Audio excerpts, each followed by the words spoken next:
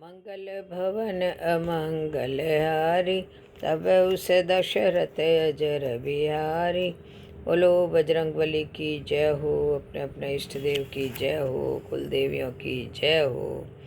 आज आषाढ़ मास की अमावस्या है। आज आपको इसको कहते हैं दीपक की अमावस्या। अब इसकी एक कहानी सुना रही हूँ आपको।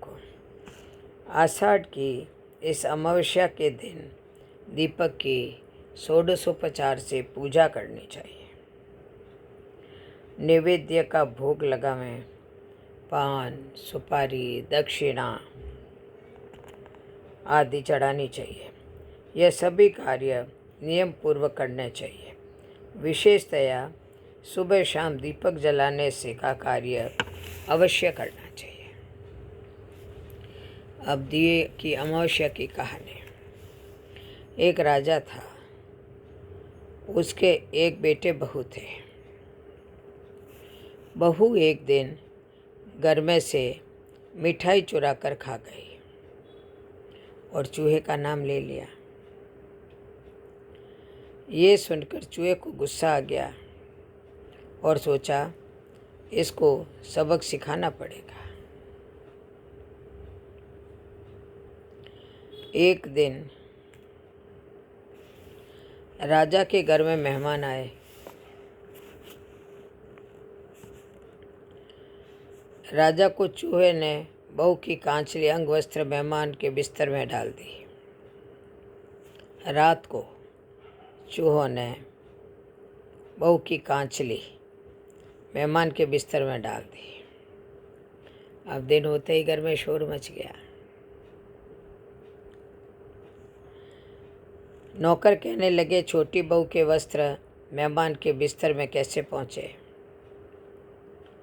सब उसकी तरफ उंगली उठाने लगे। उसे घर में से निकाल दिया। बहू का रोज का नियम था शाम सुबह दिया जलाना, दिया की अमावस्या को मीठा बनाना, दिया की पूजा करके भोग लगाना। ये सब काम बहू ही करती थी। अब जब से बहू घर से गई, किसी ने दिए की अमावस्या की पूजा नहीं करी, भोग नहीं लगाया। उसी दिन राजा शिकार का कर घर आ रहा था। एक झाड़ के नीचे ठहरे तो उसने एक अचंभा देखा। नगर के सब दिए अदृश्य रूप लेकर झाड़ पर बैठे हैं और आपस में बोल रहे हैं, किसने क्या खाया? उनमें से एक दिया बोला, मेरे जैसा इस बार कोई नहीं होगा। मुझे हर साल राजा की बहू पूछती और जिमाती थी, पर अभी तो वो है नहीं। वो एक बार घर की मिठाई चुरा कर खा गई और चूहों का नाम ले लिया। चूहों ने गुस्से में आकर उसके वस्त्र मेहमान के बिस्तर में डाल दिए। घर वालों ने उसे निकाल दिया। वो ही मुझे पूजा करके भोग लगाती थी। वो कहीं भी रहे सुखी रहे।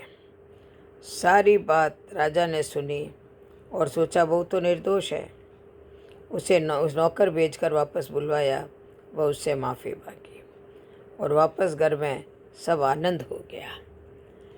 बोलो दिया अमावस्या की जय हो। जय जय श्री राधे, जय जय श्री कृष्ण।